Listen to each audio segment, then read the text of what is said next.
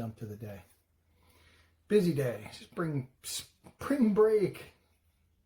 I'm ready to get back to work so I can get a break from spring break.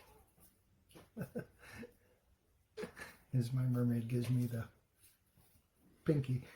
So today I want to talk about behaving like Christians. What does it mean? What does it look like? And go over a couple of passages in Romans 12 that actually talk about that. So what does it mean to behave like Christians? Well, first of all, what's Christian? We've talked about it before. Christian is a little Christ. You are a Christ follower. So therefore, when we are Christians, we follow Jesus and we follow what he set as a living example for what mankind should look like in his 33 years on earth. So I want to go through a passage in Romans 12:10, actually Romans 12:9 through 11, and kind of unpack it a little bit. So Paul nails this right off the jump in verse 9. Let love be without hypocrisy. Abhor what is evil, cling to what is good. Abhor means to put aside. Be kindly affectionate to one another with brotherly love. In honor, giving preference to one another, not lagging in diligence, fervent in spirit, serving the Lord. So, let's just break it down. Let love be without hypocrisy. Don't be a hypocrite. Don't tell somebody, hey, you should do this when you yourself are doing it, right? That's the old, before you try to remove the speck from your brother's eye, make sure you don't have a log in your own eye. So hypocrisy, right? Abhor what is evil. And again, abhor just means to resist, put aside, and cling to what is good. So put down what's evil and cling to what's good. Be kindly affectionate to one another with brotherly love. Love one another. Right? It's the golden rule, right? Love others as you want to be, treat others as you want to be treated, right? It's the golden rule. Gee, amazingly enough, Jesus. People so often use the golden rule and they just use that as the standard for mankind. It's not the standard for mankind. Goodness comes from that moral code, that moral compass we have for good comes from God. But people so often want to climb up in God's lap and slap him in the face and go, well, that's just the way men are. That's just the way we are as humans. No, goodness comes from God. Without God, there's no goodness. Right? So, not lagging in diligence. So everything you do, be diligent. Be fervent in the Spirit, which means be tenacious. Serving the Lord. So everything we're serving the Lord in how we're treating each other, right? So when we're good to each other and we're not hypocrites to one another and we're kind and we're loving and we're putting aside evil, all of that we're serving the Lord. Because what did Jesus say?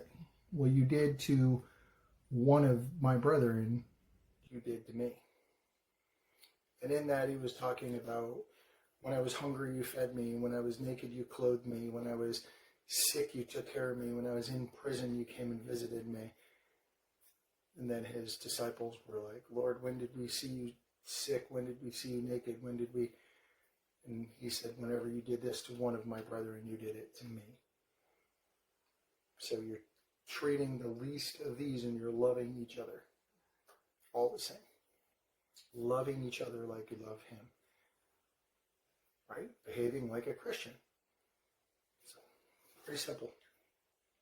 And then he goes on to say, rejoicing in hope, patient in tribulation, continuing steadfastly in prayer. We hear that so often through the New Testament and in the Old Testament, but we hear it a lot in the New Testament. We hear it in 1 Thessalonians 5, here in Romans 12, in Ephesians 6, many places a lot of those are Pauline epistles or Pauline letters from Paul. Romans, 1 Thessalonians, which is the letter to Thessalonica, Ephesians, his letter to Ephesus, and in Romans, his letter to Rome. So he talks about continuing steadfastly in prayer. Good afternoon, Amy. What's going on, Doc? Distributing to the needs of the saints, giving to hospitality. So just behave like a Christian. Love on those that God puts in your path, because he put them in your path for a reason. And that's what we do, right? And today's verse that was actually in YouVersion was, when you do a charitable deed, do not let your left hand know what your right hand's doing. So when you do love on somebody, love on them as you're loving on the Lord, but don't turn around and go megaphone what you did. When you love on them in kindness, and that's between you and the Lord. The only applause you need is from him. You don't need to worry about the applause of men, of, hey, when I was so-and-so today, when I was this place, I did this. That's great. You're going to get the applause of those that are around you, and that's all the applause you're going to get. Because when you get to the kingdom, that's going to get the bema seat. So when you're doing a charitable deed, do not let your left hand know what your right hand is doing. Don't go tell everybody about what you did. Did it in kindness, you did it, and you served the Lord, and he saw it, he knows it, and it made him smile. And it's the most important things that can ever happen are between you and him. So he's where you're going to spend eternity when you're his child. You spend eternity with Dad. Don't worry about the applause of this blip of the radar we live called life, and worry about that eternity. You guys have heard me say it before, and Francis Chan says it in a very powerful sermon, talking about the little piece of rope. He takes a very, very, very long rope and puts a very small piece of red tape on a rope, and that piece of red tape is our life on this earth. And the rest of the rope is eternity. And we should live for this small piece of the rope. We should be living for eternity in this small piece of the rope. So, behave like a Christian.